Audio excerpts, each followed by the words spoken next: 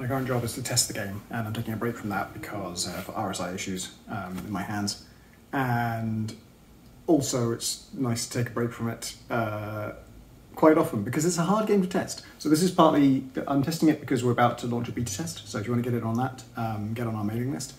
But before that, I need to just make sure it's like not totally broken. And it's a time-consuming process for many reasons. One is I can't not fix things as I come across them. Like there are some non-critical problems, but like while I'm here and it's fresh in my mind, it just does seem to make sense to fix it then and there, right? But that, you know, that is just a drag on the whole process. The whole process takes way longer than it should just to play through the game. The other thing is like, this is the hardest game to play through for me of the games we've made. Not in terms of player difficulty. It's not by no means the hardest game we've made. I think it's probably one of the most approachable games actually. But like Gunpoint was, the levels are just fixed and it's real time. And so I just got really good at playing those levels. I could complete the game in 15 minutes. And most of the time I was testing it, it was because, you know, it was like the Mac version or you know, a version of the whole game that I just needed to run through it and make sure you can complete this game. I'm not going to check every nook and cranny, it's not practical to keep doing that for every new iteration. I just need to make sure that the game works basically, and you often hit like a critical problem doing that. And so I just got real good at completing the game from start to finish, 15 minutes flat.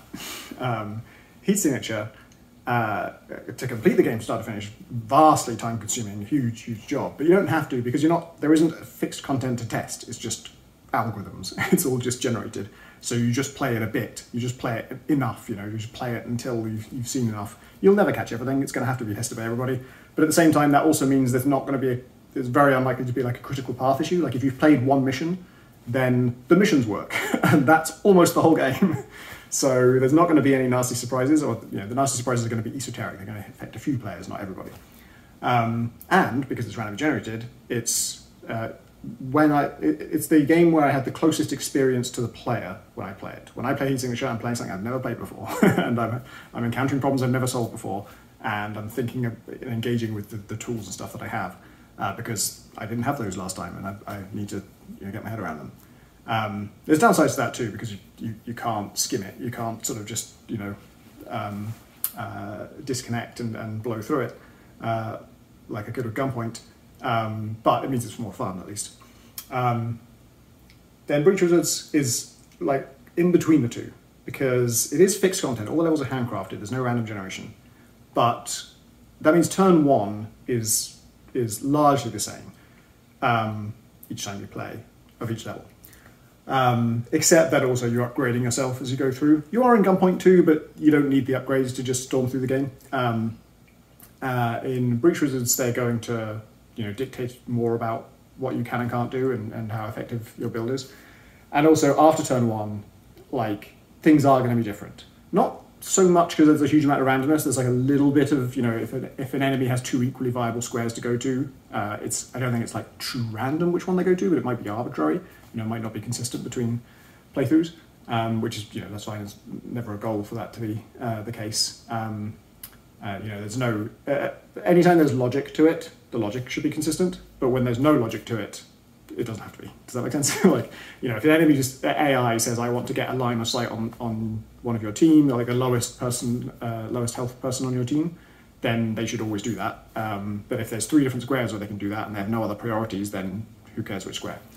But yeah, even if that wasn't true, chess is the same every time. And yet apparently within something like 10 moves, you're probably playing a board state that's never happened before. That's from Gotham Chess, chess YouTuber, so I can't vouch for the veracity of that. It sounds extraordinary, like I can't believe that's true, but I kind of trust him. And experientially, it is kind of wild how within a few moves in chess you're having to think about, how do I always play this opening, but like I've never hit this situation before. And yet like the board's the same every time, everyone's playing the same game every time. I'm playing against bots on chess.com, like they're like roughly the same every time. So yeah, that's the same as true of Breach Wizards. It's like a few moves in, never seen this before. And so you go from do the rote thing to engaging with the game for real. But it's more of a thinky game than Heat Signature, and it can be, you can get a kind of brain soup thing where if you know when you play the game, you will be playing through a campaign in a few different sessions, I imagine, but like in a long, consistent way where you slowly build up upgrades, you get used to using those upgrades, and that's your build. I am intentionally not sticking to a single set of upgrades as I test and jumping around the game and going back and forth. Whatever upgrades I happen to have in this particular save state is what I'm rolling with, which is good for testing because you don't want to just test the 3 perks that you try and then find out like some of the main campaign levels can't be done if you don't have those 3 perks or anything like that. I want it to keep changing, but it does mean I always just lose track of like, wait, what can I do? What's my strategy here? Like, how am I going to solve this? So it's just quite a draining game to replay again and again and again. Hopefully for the end player, there'll be folks who do enjoy replaying it multiple times, but I'm not talking multiple times. I'm talking 6 years of playing this game. So yeah, it's pretty time consuming for me. So that's why I'm taking a break. It's a big refresher every time you test. I'm testing, looking for problems. Hate to do that. we hit content complete at the end of last year, and I intentionally didn't test the game. I didn't we're content complete. What does that mean? Well, it means you can play through the game, start to finish, and it's all there. There's nothing missing. Have you played through the game? No. I'm not going to play through the game because I'll find stuff that's wrong, and then I'll have to fix it, which I won't have time to do before Christmas, and then my whole Christmas break I'll be thinking, fuck, it's not actually ready. I'd much rather just not play it. And I know that there's not work missing. It's not like things haven't been done. The work remaining is make the stuff that's there function. And yeah, sure enough, I fired it up to see, I wonder how far I'll get before I hit something that's wrong. The main menu, you hit several critical problems. If you click options, nothing happens. There's no options there. Stuff like that. So it's been a long course of fixing it, and it's been a reminder of this is why this game took a long time. So the main one is just when you're making a handcrafted content game.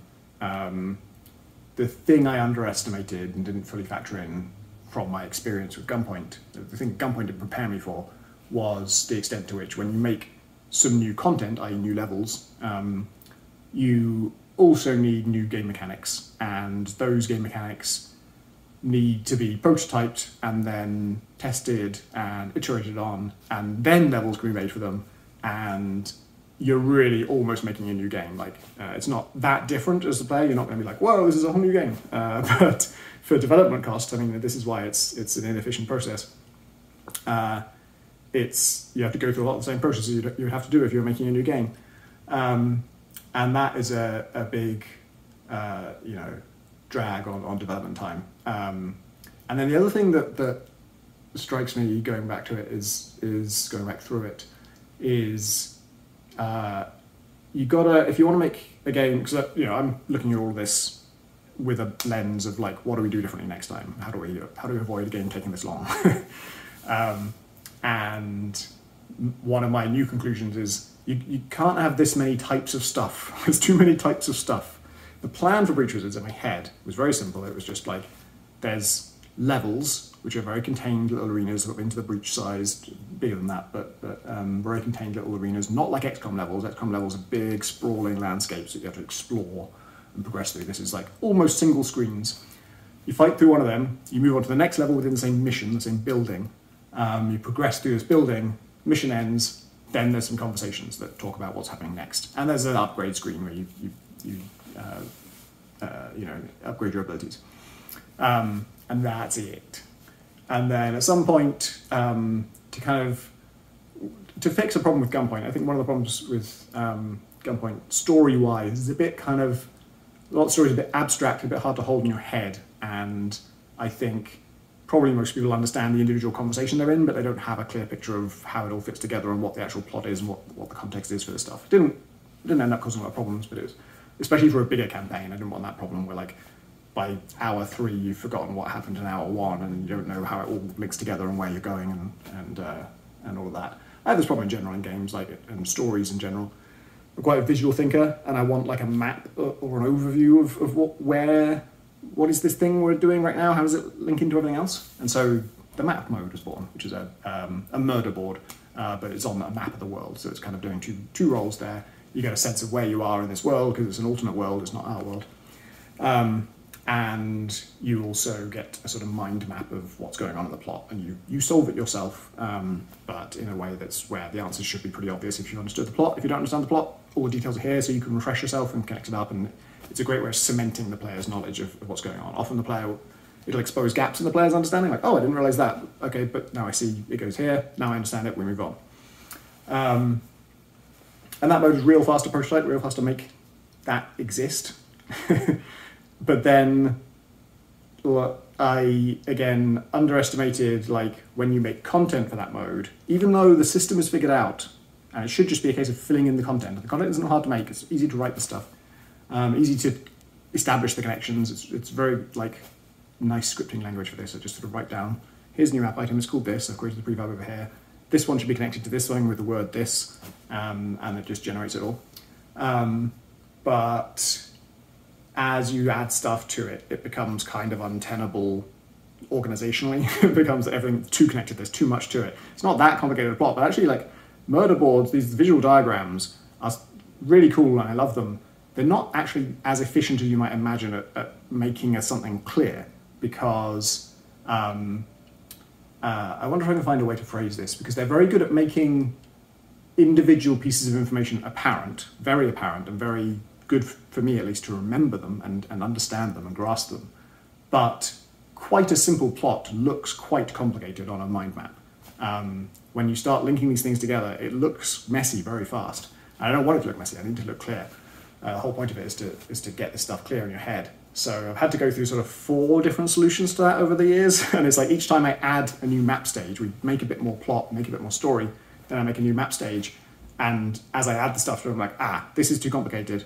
I know how to fix it though. Here's the fix. Like, one early thing was like, well, there's 4 members of your team and 4 members of the enemy team, or thereabouts. It varies a bit. And like, you know, these people are on the same team. You know, you're on the same team. Doing that with spidery lines that then make it awkward seems excessive past a certain point. So let's just, at a certain point, we introduce like groups. And here's your group and their group, and we just put those items like on these little subboards. And then it's just, okay, our team is going over here, rather than like, Zan is going over here, Jen is going over here, Banks is going over here. Like, it's a team. The team moves as a unit. We treat it as a unit past a certain point. There's just 2 teams, and that you can still take them off if you like, if you want to examine their individual connections, whatever. That solved it for them. And then a few map stages later, oh, it's still too complicated. It's still looking a bit messy, still hard to get these lines not to be crossing each other in awkward ways. It's you as the player arrange it how you want it, and it was never the intention to make it so that you couldn't make a mess. Of course you can make a mess, but it should be relatively simple to lay it out in a way that looks nice if you're trying. And I was getting to the point where like, I can't do it. Or there's like, there's only one way to do it, and it's very elaborate. And like, this isn't how this is supposed to work. So the next system was like, all the what we'll do is we'll low light some connections, and so those would be like certain old connections go to like a different color. Instead of being red string, they're kind of like grey blue string, and the labels that normally on them are gone. They're just there to sort of remind you that these 2 things are connected in some way, and then we can kind of low light that. And then that got too complicated. And then it's like, well, maybe we hide the low lighted ones, and we make you hide them, because I didn't want to just sort of start throwing away information and having it be like, oh yeah, you get this, you get this, you get this. Because the whole point of this map mode is to make sure you understand things and make sure you can be reminded of it. It's actually going to be great for like if you start playing the game and then you get distracted and you do something else for a month, and then you're coming back and like, oh, I want to finish Tactical Breach Wizards, but like, where was I? What was going on? The map mode will be perfect for that, because it's like, here is exactly what was going on in summary form, mind map form. And so hiding old connections, nice idea, but you don't want to actually like fully lose them, because then the player doesn't have access to that information if they forget it. And my solution at first was to have you low light them. So like the character will say like, oh, I think some of this stuff is old news now, and so those connections get labeled old news, and then you go through and mark them, like take one last look, then mark them as old news, so that you get a chance to remind yourself of that information before it gets backlogged. I'm not sure what word I'm looking for there. That's not enough, and it's also like then the interface for doing that, the interface for the groups, all these extra things I bolted onto map mode, those require development, those require prototyping, testing, iteration, polish. Like, there's so much you have to keep doing to make this interface work. Like, I'm making software at this point, like within the game. This is like, if I was making some mind mapping software, I'd have to solve these problems. And it's too much. You can't be doing that. I'm not sure what I should have done in Breach Wizards exactly. Should I have just said, like, not done map mode at all? It's really nice, and it's like, it being interactive, it feels important for you to really cement the things in your mind. But I was biting off a lot more than I realized when I prototyped it. And the scary thing is, it was so fast to prototype. It was wonderful. I did it in almost a day, I think, and I felt so energized, and like, it was a time when the main game was moving quite slowly, and it was like, oh my god, this is what it's all about. This is what I love doing, is just have an idea, build it, it works, it feels cool to mess around with. I don't know how to, like, give, usually if something goes well right away, that's a good omen, and it's going to be good all the way. And this one, like, if it was a whole game, then yeah, it would have been pretty quick for what you get out of it. But as just one small component of a much larger game, I was biting off a lot of future development time, and I don't quite know how to spot it, except to say, don't make too many different kinds of stuff in your game. Because the other thing is, like, the chats between the levels are real easy to write. We use Ink for our dialogue system. We're using Unity, so it's sort of an integration of those two things, plus a lot of custom stuff that our programmer John Winder has done. And writing scripts is really nice. Dialogue trees, all very simplified, or very easy to set up.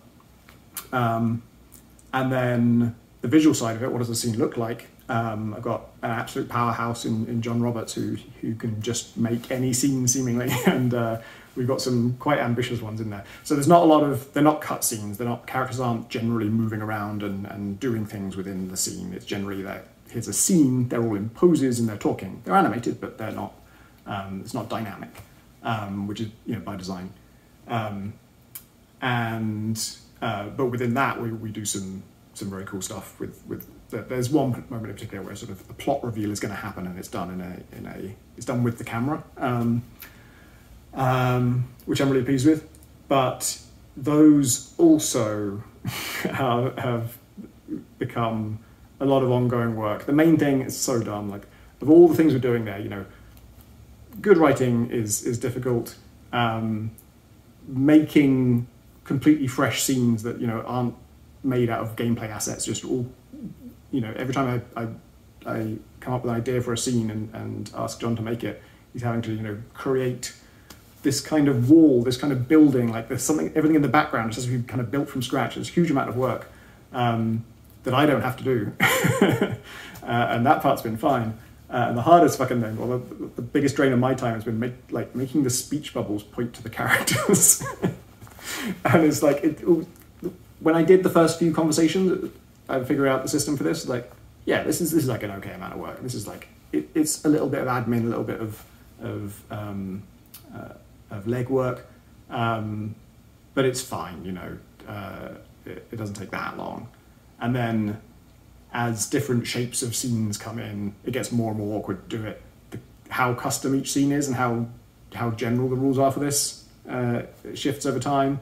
There's bugs and glitches with speech bubbles not being assigned correctly. There's conversations where, like, one of the people speaking isn't on screen. And there's so many complications with that. And I've done it so many times, aligning these little speech bubbles, and they're tails. They're stalks, I call them. I feel like I spent years of my life doing that now.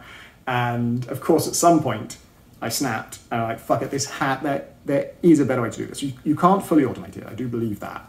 You can't, there's no algorithm you could write that could do this perfectly, because there isn't a level of aesthetic judgment to it. It's about what looks nice, what feels right, given not just the position of the characters on the screen and the empty space around them, but just like what this scene represents. There are parts of the background you don't want to cover up with a speech bubble if you can help it.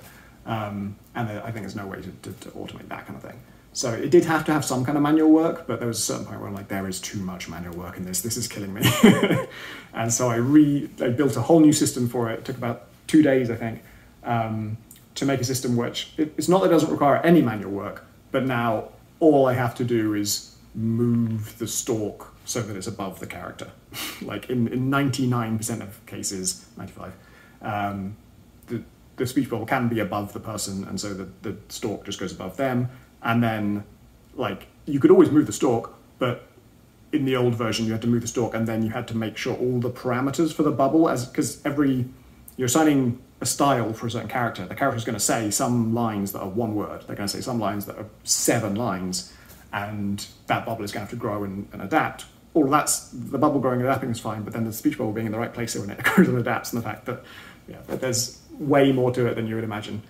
And so I finally automated that stuff. So like, I just place the stalk, the code figures out everything else. After doing, 90% of the conversations in the game, I'd already done those the hard way, and then I redesigned it for the last 10%, and it was like, I know this is the wrong time to be doing this. I know the best time to do this was at the start of the project, but I am going to die if I don't fix this. It's not about the amount of work now, it's about the type of work. I'm doing so much fucking aligning little margins and things that shouldn't be my job. This is so dumb. I've got so many other more important things to do.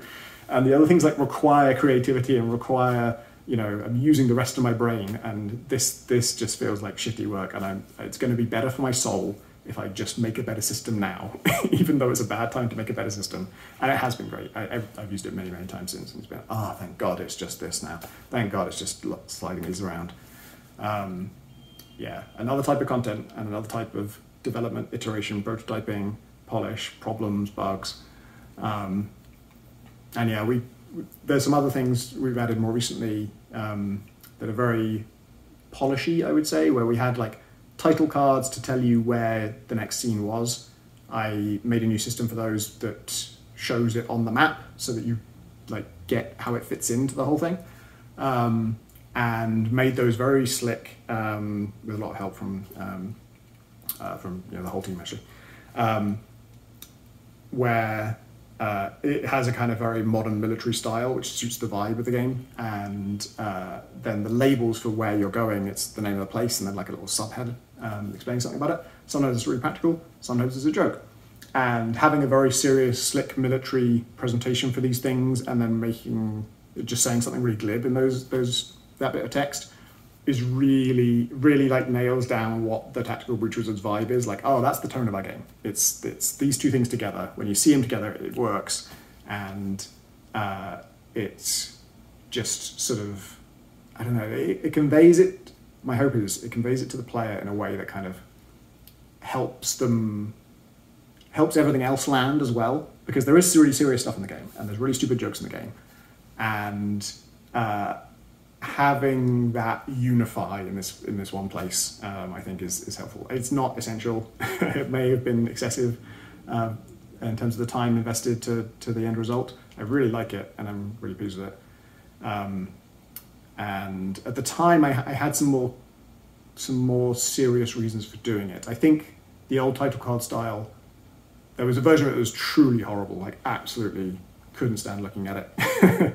And trying to make that better was going to be one of those cases where it's going to be work to redesign this, because that's another side of all of this stuff, is like UI, like presentation, making things look nice is a whole ton of work that it's just, you have to do it from scratch every time. Like everything you add, the UI requirements for this are so different to everything else we've ever done that I just have to like blunder through it and just kind of decide and invent my own UI language and like visual language, not code language. Discover like first principles of UI, because I've tried looking it up, I've tried learning more about it, but it's such a broad topic, and everything everyone is talking about has nothing to do with what I'm trying to do. And what 90% of it is just people saying that you've got to go to like a color palette website and click orange so that it tells you blue goes with it. And it's like, yeah, orange and blue do go quite well together. Every other palette combination I've ever seen is bad. They're all bad. And it's just like, this is useless. This is so much down to taste that I can't learn anything from this. I haven't learned anything. I've watched a bunch of UI YouTube stuff now. And nothing concrete. The most informative and useful thing I ever do is watch TV.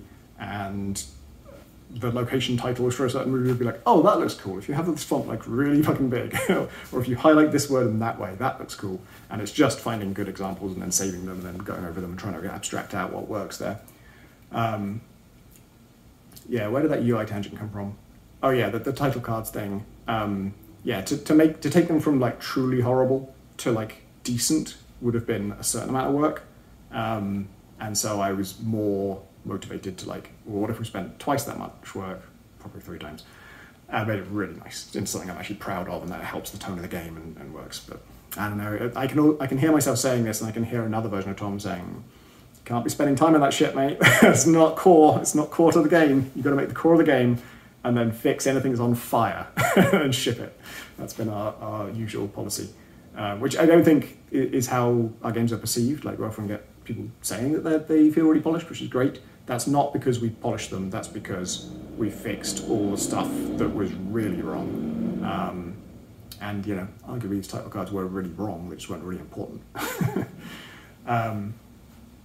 Yeah, that is the takeaway. Too many different types of stuff. There's another one, there's something called the chapter screen, which is about showing you how far through the game you are. And it actually serves a load of different functions, which is really good. And I think, I'll tie this into another point in a sec. So what it does is it lays out, there's like a Polaroid for every mission you've done. A mission's quite a substantial thing, sort of 40 minutes kind of thing. And the missions in the game are divided into acts. There's 4 acts. It's really, you can think that they're just different countries mostly. You start in the DSR, then you go to Lively, and then 2 other countries. And that's, you know, a narrative structure thing. There's, you know, the first act is pretty brief, and then the others are more substantial, and they're almost like episodes. And I love that structure. I really like it in other games. And having a chapter screen specifically to show you that and show that you've progressed, like at the end of an act, you'll see the little Polaroids will go ching, ching, ching for all the missions you've done, and then you see how many are still to come. And it's doing a load of different things. One is, the main one really is the game's probably going to be 8 to 10 hours long. I'm not sure exactly, we'll have to see after the beta. And the most important thing about game length is that it's not a surprise. Like, in either direction really. You want the player to kind of know roughly how far through the game is, and that solves almost everything other than pricing. Like, as long as the price is right for the length and the player knows where they are in the length, I think you're good on game length, which is a big deal because, you know, for this kind of game, we could never make a 20-hour game. We could never make, it's taken 6 years to make an 8-hour game, like, for reasons mentioned earlier in this video and to be recapped. So it was really important for me, because I think we had a beta where I think we had the first 2 acts, and again, the first act is shorter than the others, but it was 2 acts, and they said, okay, you've had 2 acts, and there's going to be like 1.5 more. What do you think the game should cost? And, you know, that's useful data. But not a lot of people, a few people, there were murmurings in the feedback of like, I think it's going to be a bit short. If that was, you know, if we've had like half of it, or more than half of it, then I'm worried it's going to be too short. And I'm like, oh, fucking hell, I can't spend 6 years on a thing trying to make it more than twice as long as the game that everyone said was too short, and then have people say, this is too short. Like, that is going to kill me. It can't happen. So I was like, all right, we can't make it longer. That's not happening. I mean, it is a bit longer than expected, but not much. It was not in like a scope creep way. It was just like, oh, making the final act substantial, really, you know, added to the game length. It was very kind of natural process. So we can make sure that the final act, because the idea was like, it's going to be, there's act 3 and then there's act 4, but it's more like half an act because it's just this big finale. And then that became more of a proper act, which was important for narrative reasons too, because the country that act is set in, no spoilers, just hadn't been mentioned a lot. It hadn't come up a lot, and so and that's where the crux of the whole thing happens. And so that was feeling a bit abrupt, of like, right at the end we go to this other place, and that's where it really matters. I mean, in a geopolitical, global, you know, conspiracy kind of thing, that's to some extent, you know, how things work. But yeah, letting you know how far through the campaign you are was really important, and I believe that will make the length feel right. You know, whatever kind of length of games you like or want, you will know how far through you are. And it also, the other thing it does is it helps break things up. We're having a lot of situations where like there's too much dialogue in a row, or there's too much of this in a row. And a chapter screen is this, it's very interesting, like what counts as a release for the brain, for the player's brain, because ending a level, having a little end of level screen is nice, telling them that they did well, you know, you got this many accomplishments in all these different categories, that's cool. But you don't fully mentally recharge until the mission is over and you get to spend some upgrade points. Spending some upgrade points recharges your brain. It's like, yes. I've made progress and I've had like, a mental break from it, and now I'm ready for another mission. Dialogue doesn't really reset the brain. It is good for just to change of pace, like you play a mission, have some dialogue, but if you just had a mission, then dialogue, then mission, you would start the next mission exhausted. You need like that sugar, that like energy from spending the points. And the chapter screen thing, I think it's not as good as spending points, but it does kind of recharge you a bit, in the sense that like I think progress is what recharges you. Like that's why upgrading is the best kind of progress, because it's permanent mechanical upgrades really going to mean something to you as a player. You're going to be engaging with it. Plot progress is nice. Progress through the game and seeing that and seeing, oh, I've accomplished, I've actually done this whole section now and I'm moving on to this other section. That's really nice. That was what Heat Signature was lacking for so long, was that it was literally for a long time. And then giving both an end to it and a sense of your progress towards that end solved a lot of problems for us. And this has much, much more of a sense of progress and a sense of where you are through it. But then chapter screen, a whole bunch of bugs with that on this playthrough. And one of the less complicated things, one of the cheaper things to add overall. The biggest thing actually with that was just UI, just like, what should it look like? How does it? I kept making versions that like, oh, this is almost something. I can see there's something about this nice big chunky font that's like, this almost looks stylish, but it needs another element to make it, get it all the way. And you just have to muddle through and stumble into something and like, now it looks good. It's on a blackboard. I don't know why that was the secret ingredient, but once it was on that, it's like, oh yeah, this looks great.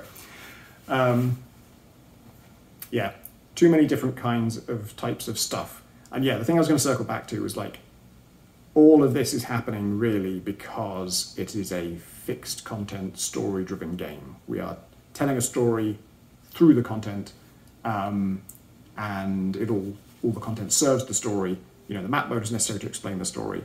The title screen was necessary to kind of fuse the tone and to establish where the relevance of the missions to the story. The chapter screen was important because of the length of the story. Almost all of these awkward things that cost a lot of time and added a lot of overhead and just made it like we're making many different games or many different interfaces, many different elements and systems and stuff, is all because we're making a fixed story content game that's 8 hours long. And doing that 3 hours was you know, Gunpoint's probably the easiest game we've made. But it was small enough that you didn't have to have a completely new mechanic, you know, for the next chapter. There was kind of only really one chapter. I mean, there was 3 arcs to it. But they were all the crosslink, right? It wasn't like chapter 1's the crosslink, then you get this new gadget.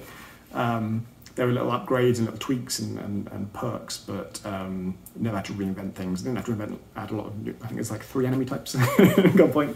And it was just puzzles really, and that's also why it was quite short, is I didn't have any more puzzle ideas. And yeah, this is all coming around to like, right now I don't see myself ever making another handcrafted content story game of 8+ hours. I think that is what has caused almost all of the drag on development time, I want to make a story-driven game again because I like being able to craft it, I like being able to tweak it, and when things are wrong with it, you can fix just the thing that's wrong without breaking everything else. And that has happened. That's been great. Betas are really satisfying because you get to find out exactly like what the weakest levels are and make those better. Whereas Heat Signature is like, people have these vague thoughts, and now just change the algorithm so that those thoughts are no longer true. That was much harder. But it does feel like everything about the nature of game development is fighting me trying to make a story. You know, I constantly feel like we're biting off more than we can chew, or more than we have time, you know, more than we can chew in a time efficient way. And it's all because it's serving a story, and the certain things just we need to sell this moment. We need this thing to make sense. This all has to serve the same goal. And, you know, I play a lot of roguelikes. I've already said that I'm going to make a roguelike next for sure. It's all crying out to be like, what if it was just different every time? What if it wasn't trying to serve a single story? Or what if there's a way to, you know, divorce the story in the game more so, you know, because Breach Wizards and Gunpoint have a similar relationship to story and gameplay, where it's like, you have a bit of story, then you have a bit of gameplay, then you have a bit of story. You don't try and tell the story through the gameplay. They're like literally within the levels. That is really, really hard. And I think a doomed prospect. I just don't think it's worth even trying. So we haven't done that, but there's just the production values as well are just way higher than Gunpoint, and just like the art is so much more rich and luscious and vibrant and colourful, and it just looks so good. I've said this before, but it's John Roberts' fault it's taking so long because he made it look too good. It's like, oh, this has actually got to be like quite professional overall now, because it'll just be too weird if it looks that good, but then everything else is as ropey as like Gunpoint's UI, for example. You know, Gunpoint is in Arial. Yeah, that's why Breach Wizards has taken so long. It's clearer to me now. I've been puzzling over it for a while, but it is the story, and making lots of different types of content that then need expanding the longer it goes on. And that, you know, an 8-hour campaign is more than 3 times as much work as a 3-hour campaign, because you just run into issues that just don't come up in a 3-hour campaign. You need to start innovating and progressing and changing up the core formula, and that is tough. So I don't want to do it again.